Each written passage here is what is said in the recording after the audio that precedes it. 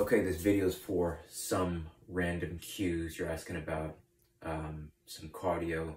You said you've only played passively and you haven't really taken training or working out seriously, so you're just looking to get into it. I think counterintuitively, the thing you want to start to do is learn how to breathe. If you check out Dr. Vranich, her TED Talk, How to Breathe, that's Vranich. It completely changed my life, and I've been playing soccer for 27 years. Not only that, it makes you more relaxed, right? It's going to take your base relaxation like much lower. This is going to help with high pressure situations, even stressful situations on or off the field. So it's pretty powerful, right? Or 10-minute TED Talk. You're just getting into it. Another thing that you can do that's it's effortless is taping your mouth shut with some duct tape, or they sell this thing called hostage tape. It's basically shown to start to encourage you to do nose breathing while you're sleeping. And if you can encourage nose breathing, then this is going to naturally promote not only better sleep, it's going to help you recover. So you're going to be able to train smarter. And if, you don't really need to, there's not a lot of reason to speak while you're sleeping. So it's I've been doing it for the past few nights, and you sleep like a log. Effortless stamina. If you have no baseline for working out, like you mentioned, something that's super low intensity that you can do as long as you have time for is hanging. You could passively hang from a tree or from a pull-up bar if you have one at home, or even an overhang, anything that you're kind of elevated. You can even get up onto, like, kind of hoist yourself up so you're in this position. So you basically want to start to decompress and align your spine with gravity. If you think about how strong a monkey is, right? Monkeys, all they're doing, they're squatting and they're hanging from trees, playing with their monkey friends, right? So that's such a passive thing that's going to relieve tension in your whole body, right? Traction your neck, your elbows, your wrists, your shoulders, right? Even your pelvis, right? You're going to get some traction. And then you could start messing around, right? Swing your feet up. So now you're tractioning from, right, your feet. You're tractioning from your hands. You could even get up into, as long as you got to make sure you're being safe, but kind of hook your hamstrings. So now you're hanging with your hamstrings hooked.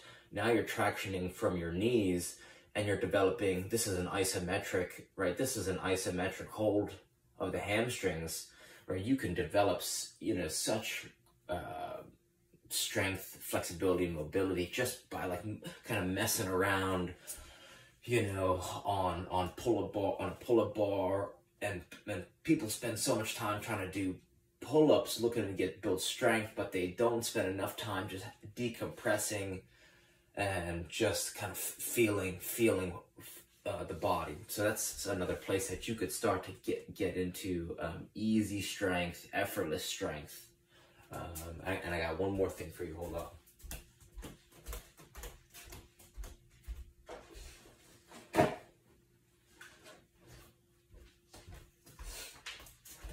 The second thing, or the third and fourth things that you could try are whenever you're going for walks.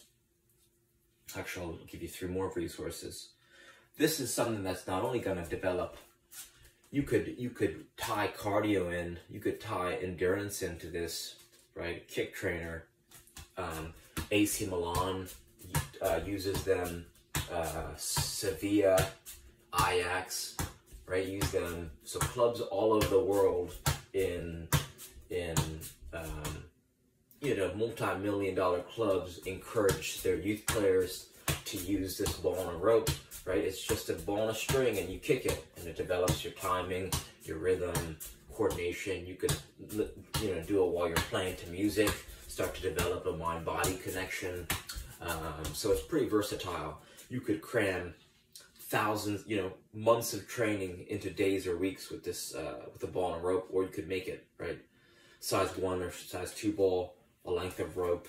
You want it to go from your hip to maybe a little shorter than your ankle, and then you just tie a knot, right? This one is the SKLZ kick trainer. It's 24 bucks on Amazon. This is my favorite one. I think it's the cheapest that I found online. And you can actually, if you really want to encourage endurance, you could actually tape your mouth while you are training, or you could drink some water, hold it in your mouth to encourage nose breathing. And I think this is going to help you, again, improve your stamina. I'm going to share a link with you, this guy, Andrew Huberman. If you're starting to get into health and fitness, his training routine, one day a week he works cardio, one day of the week he works strength, one day of the week he works heat and cold exposure, and one of the days of the week he works his VO2 max. And he kind of lays out a formula. And since he says he's not a competitive athlete, but he's trying to improve his energy levels and his sleep, right? So he's basically looking to spend the least amount of time to work on those 4 different adaptions, right?